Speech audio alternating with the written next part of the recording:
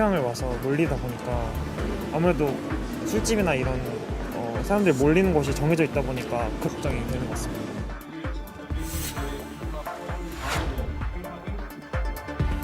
감염 확산이 대응 속도보다 훨씬 빠르게 전개됨으로써 현 단계로서는 한계에 이르렀다고 판단됩니다.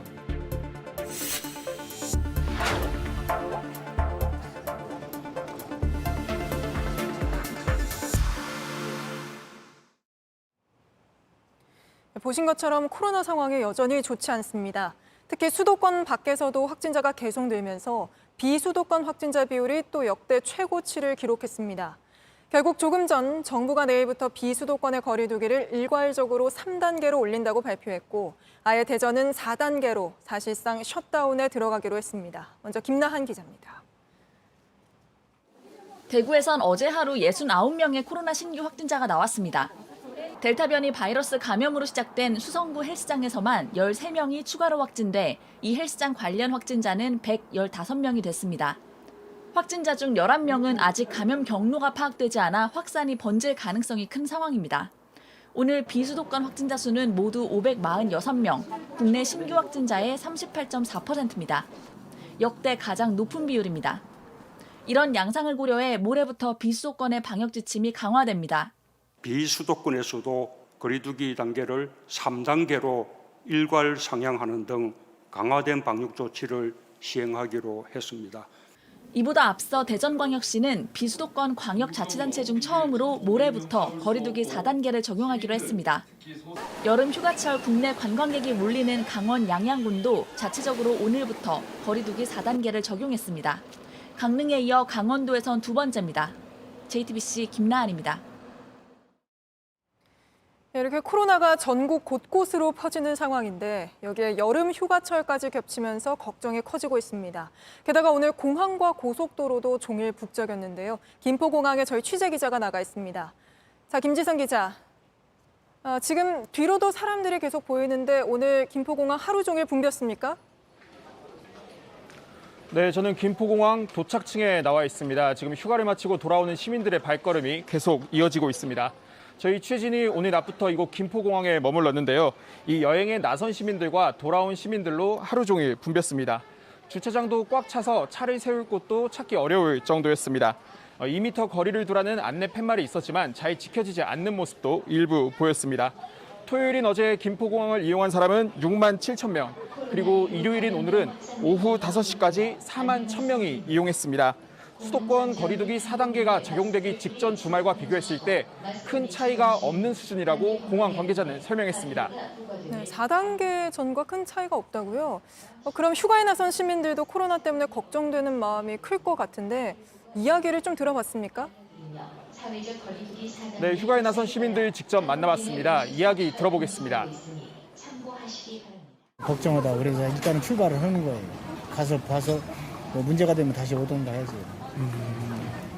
일단 예약은 다 해놨기 때문에. 네, 코로나가 꺾일 기미가 보이지 않자 방역당국은 장거리 이동을 자제하고 휴가도 8월 이후로 미뤄줄 것을 권고한 상태입니다. 네, 그런데 고속도로도 오늘 차로 가득했다면서요? 네, 오늘 하루 전국에서 차량 411만 대가 고속도로에 나올 걸로 도로 공사는 내다봤습니다. 여름 휴가철이 시작되면서 수도권보다 상대적으로 거리두기가 느슨한 지방으로 향하는 사람들이 는 걸로 보입니다. 피서에 나섰던 시민들이 돌아오면서 이 수도권 일부 구간은 밤 9시까지 정체가 이어질 걸로 전망됩니다. 지금까지 서울 김포공항에서 JTBC 김지성입니다. 네, 그런데 이 와중에 제약회사 셀트리온이 어젯밤 제주의 한 호텔에서 의사 60여 명을 모아놓고 행사를 진행했습니다. 학술 행사엔 인원 제한이 없어 정부의 방역 수칙에 걸리는 건 아니라는데요.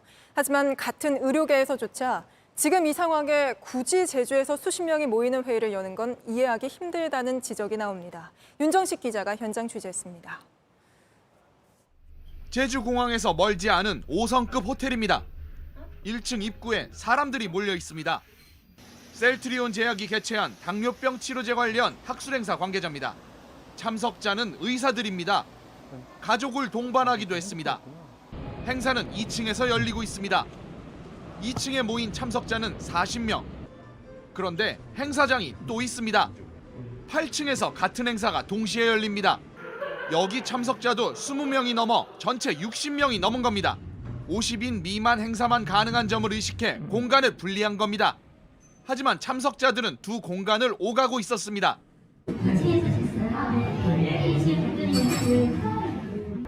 취재진임을 밝히고 방역수칙 위반 여부를 물었습니다. 회사에서 법규에 어긋나는 행동이라는 건 안 씁니다. 잘 아시잖아요. 제 친구도 기자도 있고. 셀트리온 주장대로 이 행사는 정부 방역수칙 위반이 아닙니다. 학술 행사는 인원 제한이 없기 때문입니다. 하지만 의료계에선 이해하기 힘들다는 비판이 나옵니다. 오늘도 사실은 제가 간 학교도 온라인으로 바꿨거든요. 1박하고 이런 행사들은 거의 제약회사들이 대부분 취소를 했는데 제주도에 사람을 모은다는 자체가 그만큼 그 방역에 그 허점을 제공하는 거잖아요. 사람들이 특히 생명과학 업체가 그렇게 하는 것은 좀 도의적으로 문제가 있다고 오프라인 학술 행사에 인원 제한이 없는 방역 규정 자체가 문제란 지적도 나옵니다. 학술 심포지움이라고 해서 다른 모임과 구분해서 이런 참석의 인원을 제한을 두지 않을 이유는 없다. 제주도는 지난 19일 거리 두기를 3단계로 올렸습니다. JTBC 윤정식입니다. 그리고요, 방역수칙 어기고 불법 영업하는 유흥업소도 정말 끊이질 않습니다. 그 수법도 점점 화려해지는 것 같은데요. 경찰이 수도권의 한 유흥업소를 덮쳤더니 이번엔 냉장고 뒤에 숨겨진 문이 있었습니다. 그 문을 열었더니 손님과 종업원 20명이 숨어 있었습니다. 공다솜 기자입니다. 성인 남성 여럿이 힘을 모아 업소용 냉장고를 옮깁니다. 냉장고 뒤에 가려져 있던 문을 열자 숨겨진 공간이 나옵니다. 불빛 하나 없는 좁은 밀실에 유흥업소 종업원과 손님 20명이 숨어 있습니다.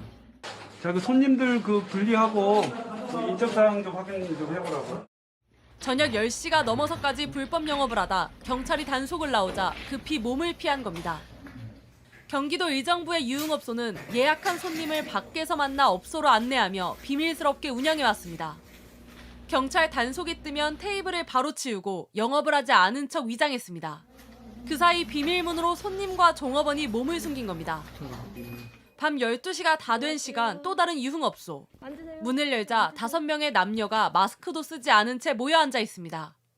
다른 방 테이블 위에도 방금까지 먹고 마신 듯한 음식과 술병이 가득합니다. 이곳에선 불법 성매매까지 이루어지고 있었습니다. 거리두기 4단계 상황에서 유흥시설은 영업 금지 대상입니다. 경기 북부경찰청 등은 최근 단속을 나서 심야 불법 영업을 하는 유흥업소 6곳을 적발했습니다. 경찰은 이곳에서 적발된 종업원과 손님 42명을 감염병 예방법 위반 등의 혐의로 조사하고 있습니다. JTBC 공다솜입니다.